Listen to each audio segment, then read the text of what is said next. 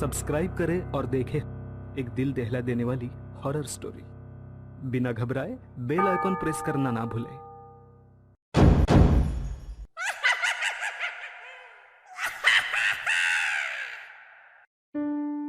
इस कहानी की लेखिका है सोनिया सैनी।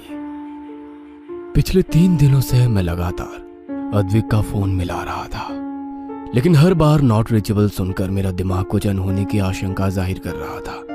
अद्विक मेरा जिगरी दोस्त है। हम दोनों ने साथ साथ इस कंपनी में एज ए इंजीनियर ज्वाइन किया था। आजकल वो इंडिया पाकिस्तान बॉर्डर के पास पहाड़ी इलाके में एक टनल पर काम कर रहा है। उसे यहां से गए 2 महीने हो गए हैं और इन 2 महीनों में ऐसा कोई दिन नहीं गया जब उसने मुझसे बात ना की हो। कुछ दिन पहले यार रोहित, जब यहाँ पहाड़ों में प्रोजेक्ट मिला था तो मैं मन ही मन बहुत अपसेट था। लग रहा था इस छोटे से पहाड़ी गांव में पता नहीं कैसे मैनेज करूंगा।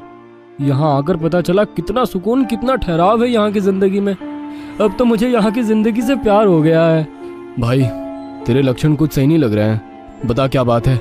रोहित यार, गाँव से साइड पर जाते हुए बीच में एक घना जंगल पड़ता है। इसी जंगल के ठीक बाद एक छोटा सा झोपड़ी नुमा मकान है। मैंने एक सुंदर सी लड़की को अक्सर इस मकान की खिड़की पर बैठे हुए देखा है। उसकी नीली गहरी आंखों में कुछ है यार, उसका ख्याल जाता ही नहीं है मेरे मन से। मैं चाहे जहां रहूं ऐसा लगता है उसकी आंखें मेरे साथ ही है। कई बार तो मुझे लगता है कि वो मेरे साथ ही है, जैसे कहीं आसपास छिपकर मुझे देख रही हो। अबे बस कर भाई, तू तो शायर हो गया। इतना गहरा प्रेम कि तुझे पत्थरों में भी लड़की दिखाई दे रही है। अद्विक उस लंबे बाल और नीली आंखों वाली लड़की की खूबसूरती पर मोहित हो गया था। एक दिन उसके घर के सामने से गुजरते समय लड़की ने अद्विक को आवाज लगाकर अपने पास बुलाया। बाबूजी, बाबूजी। हेलो, मेरा नाम अद्विक है। तुम्हारा नाम क्या है? मेरा नाम रूपल है। मेरा इस दुनिया में कोई नहीं है, बस यहाँ बैठकर राह देखती रहती हूँ। शायद कभी कोई आए जिसे मैं अपना कह सकूं। अच्छा, एक बात पूछ सकता हूँ?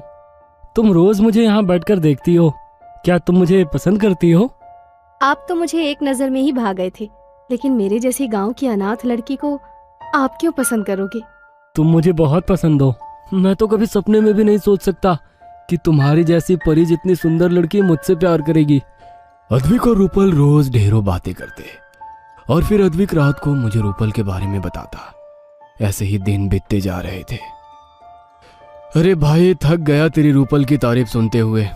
एक फोटो ही भेज दे उसकी, मैं भी तो देखूं तेरी परी को। अरे यार, वो बहुत शर्मीली है, फोटो खींचने ही नहीं देती है। उसे ये सब पसंद नहीं है। अच्छा सुन, कल मैं शादी कर रहा हूँ। 15 दिनों में प्रोजेक्ट का काम भी खत्म हो रहा है। फिर मुंबई में जोरदार पार्टी करेंगे। भाई, लड़की मिल गई तो दोस्त को भूल गया। अकेले अकेले कौन शादी करता है यार। तू कहे तो मैं पहुंच जाता हूँ कल। नहीं यार, एक्चुअली वो रूपल है ना, वो चाहती है कि हमारी शादी ऐसे ही हो, एकदम सादगी से। अद्विक ने वादा किया था कि शादी के बाद वो रोहित को वीडियो कॉल करेगा और रूपल से भी मिलवाएगा। पूरा दिन बीत गया था, लेकिन अद्विक का कोई फोन नहीं आया था। रोहित को लगा कि शायद नई नई शादी है, रूपल के साथ बिजी होगा। लेकिन इसी तरह एक के बाद एक दिन बीत गए। ना तो अद्विक का कोई फोन आया, ना ही रोहित के किए हुए किसी भी फोन का अद्विक ने कोई जवाब दिया। 3 दिनों के बाद ऑफिस में इंफॉर्मेशन आई कि अद्विक लापता है। ये खबर सुनते ही रोहित के पांव के नीचे से जमीन ही निकल गई थी। जो लड़का अपने नए जीवन की शुरुआत करने के लिए इतना उत्साहित था, अचानक कैसे और कहां गायब हो गया। अगले ही दिन अपने 2 दोस्तों को साथ लेकर रोहित उस गांव में अद्विक को ढूंढने के लिए पहुंच गया था। जिस समय रोहित गांव पहुंचा, दिन ढलने को था। चारों ओर घना कोहरा दिखाई पड़ रहा था। अद्विक ने बताया था कि साइड से गांव जाते समय जंगल के किनारे ही उस लड़की का घर था। इसलिए रोहित सबसे पहले रूपल से मिलने के लिए जंगल की ओर बढ़ गया। जैसे जैसे वो तीनों जंगल में आगे बढ़ रहे थे, ना जाने क्यों बढ़ते अंधेरे के साथ एक अजीब सा खौफ उनके मन में फैलता जा रहा था। दिन ढलने के बाद गांव का कोई भी आदमी उस जंगल में दिखाई नहीं पड़ रहा था। रोहित, कैसी डरावनी जगह है भाई ये। ना आदम ना परिंदा, दूर दूर तक बस बर्फ और कोहरा दिखाई दे रहा है। हाँ, जिस लड़की और घर के बारे में तू बता रहा था उसका तो यहाँ नामो निशान भी नहीं है। तो खुद सोच, ऐसे सुनसान जंगल में कौन लड़की अकेली रहेगी। वही तो मैं भी सोच रहा हूँ यार। आखिर 3 दिनों में वो लड़की कहाँ गायब हो गई और हमारा अद्विक भी। वे बातें करते हुए आगे बढ़ रहे थे कि तभी नीलेश ने टॉर्च की रोशनी में किसी लड़की को भागकर पेड़ के पीछे छिपते हुए देख लिया। वहां कोई है भाई। पायल की आवाज तो मैंने भी सुनी है, लेकिन इतनी रात गए सुनसान जंगल में लड़की कैसे आ गई? भाई कोई चुड़ैल तो नहीं है? तू बकवास बंद कर। तीनों लड़की के पास पहुंच जाते हैं। ओढ़नी से अपना चेहरा छुपाए हुए वो तीनों को देखकर झट से पीछे घूम गई। कौन हो तुम? यहाँ क्या कर रही हो? वो मेरी बकरी जंगल में गुम हो गई है, उसी को ढूंढने आई थी। आप लोग कौन हैं? अच्छा, इसी गांव में एक इंजीनियर रहने आया था, उसे जानती हो? हाँ, वो तो बड़े ही भले आदमी हैं।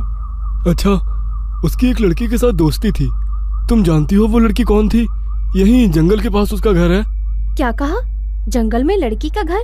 जंगल में लड़कियां नहीं चुड़ैल रहती हैं। उनकी किसी के साथ दोस्ती नहीं थी। गांव में लोग कहते हैं वो किसी चुड़ैल के चक्कर में फंस गए थे। कई लोगों ने उन्हें समझाया, लेकिन वो किसी की सुनते ही नहीं थे। अकेले में बड़बड़ाते रहते थे, रात को जंगल में भटका करते थे। क्या बात कर रही हो?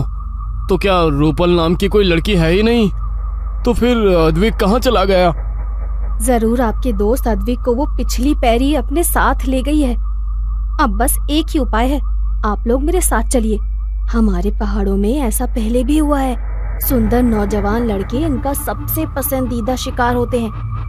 अब तो बस बिरजू बाबा ही उस पिछली पैरी से आपके दोस्त की रक्षा कर सकते हैं। हाँ, अगर ऐसा है तो हमें बिल्कुल भी देर नहीं करनी चाहिए। कहीं ऐसा ना हो कि हम अद्विक से हाथ धो बैठे। हमें उन बाबा के पास ले चलो। नहीं नहीं बाबूजी, रात गहरी है। ऐसे में अगर किसी ने मुझे आपके साथ देख लिया तो बहुत बदनामी होगी। मैं कल सुबह आपको लेकर चलती हूँ।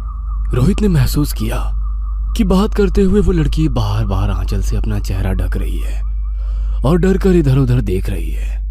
देखो, घबराओ मत, हम लोग अच्छे लोग हैं, मुसीबत के मारे हैं। शायद तुम्हारी मदद से किसी की जान बच सकती है। हमें अभी उन बाबा के पास ले चलो।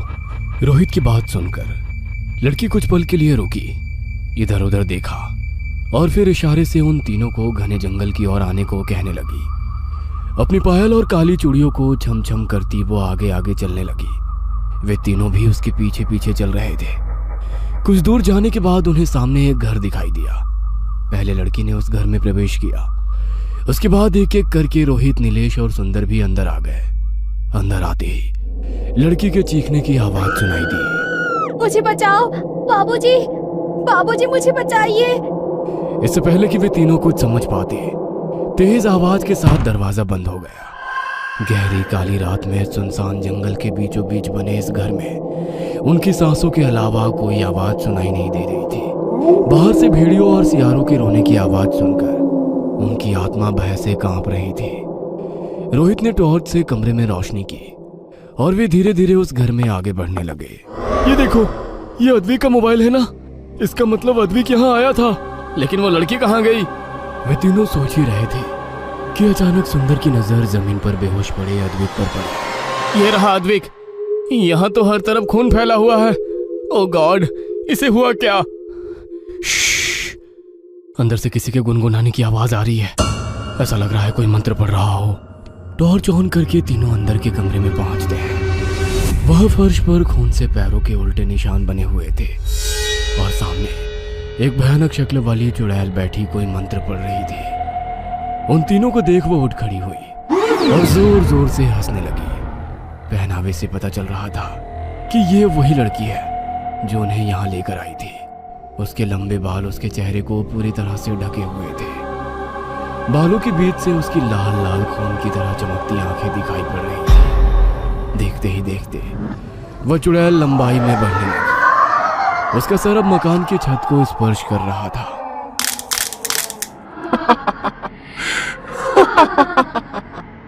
कभी उल्टे पैर देखे हैं? मरने से पहले देख लो कि कैसी होती है पिछली पैरी। बड़े बेवकूफ होते हो तुम शहर वाले। जरा सी सुंदर लड़की देखी नहीं कि आ गए उसके बहकावे में। आज अमावस्या की रात है। तुम चारों की बलि देकर तुम्हारा खून पीऊंगी मैं। तुम्हें क्या लगता है तुम मुझे यहाँ लेकर आई हो? मैं तो तुम्हें देखकर ही समझ गया था कि तुम ही हो जवान लड़कों का शिकार करने वाली पिछल पैरी। फिर भी अपने शक को पुख्ता करने के लिए मैंने तुम्हारे साथ चलते समय पीछे मुड़कर तुम्हारे पैरों के निशान देखे। जो उल्टे थे। अब तो मुझे पक्का यकीन हो गया था कि तुम एक चुड़ैल हो। अद्विक के गायब होने के बाद मैं लगातार उसका फ़ोन मिलाता रहा, लेकिन उसने फ़ोन नहीं उठाया। फिर मैंने अपने प्रोजेक्ट हेड को फ़ोन करके सारी बातें विस्तार से बताई। उन्होंने गांव में पूछताछ कराई तो पता चला यहाँ रूपल नाम की कोई लड़की है ही नहीं, और अद्विक को अक्सर अकेले में कई लोगों ने हंसते बातें करते भी देखा था। जिस मकान की अद्विक बात करता था असल में वहां कुछ था ही नहीं, वो तो तुम्हारा रचा हुआ भ्रम जाल था। गांव के लोगों ने उसे समझाया भी, लेकिन वो तुम्हारे सम्मोहन में था। उसे रूपल के अलावा कुछ दिखाई नहीं दे रहा था। गांव के लोगों ने बताया कि यहाँ सैकड़ों सालों से पिछल पैरी घूम रही है, जो ऐसे ही नौजवानों का अमावस्या को शिकार करती है। पिछल पैरी रोहित की बात सुनकर बहुत गुस्से में आ गई थी। गुस्से में वो जोर जोर से चीखने लगी और अपनी 3 फीट लंबी जीभ को हवा में लहराने लगी। देखते ही देखते कमरे में एक सी शक्ल सूरत को 4-5 चुड़ैल दिखाई देने लगी। बिजली की तेजी से वो रोहित के शरीर के आर पार निकल गई। अचानक ही पिछल पैरी सुंदर को घसीटकर दूसरे कमरे में ले जाने लगती है और बाकी की चुड़ैलें वहां खड़े होकर जोर जोर से हंसने लगती हैं। ये सब भ्रम है, असली चुड़ैल सुंदर को अंदर ले गई है। बाबा ने बताया था खून पीते समय ही त्रिशूल घोंपने से उसका अंत हो सकता है। रोहित दौड़ते हुए अंदर वाले कमरे में गया। वहां पर पिछल पैरी अपने पहने नाखूनों से उसकी गर्दन को चीर चुकी थी और अपने दांत गड़ाकर उसका खून पी रही थी। रोहित ने आओ दिखाना ताओ बजरंग बली का नाम लेकर वो त्रिशूल उसकी कमर में घोंप दिया। एक तेज चीख के साथ पिछल पैरी के साथ साथ उसके सारे रूप जलकर भस्म हो गए। रोहित और नीलेश ने सहारा देकर सुंदर और अद्विक को उस घर से बाहर निकाला। अद्विक की हालत बहुत खराब थी। थोड़े इलाज के बाद सुंदर और अद्विक सामान्य हो गए। कहते हैं कि अद्विक को आज भी कई बार रात को अपने घर के बाहर कोई काले कपड़ों वाली स्त्री छिपकर उसे घूरती दिखाई देती है। ये कहानी आपको अच्छी लगी हो तो हमें सब्सक्राइब करें, हमारा इंस्टाग्राम और फेसबुक पेज जरूर फॉलो करें। और हाँ दोस्तों, सब्सक्राइब करना भूलना मत।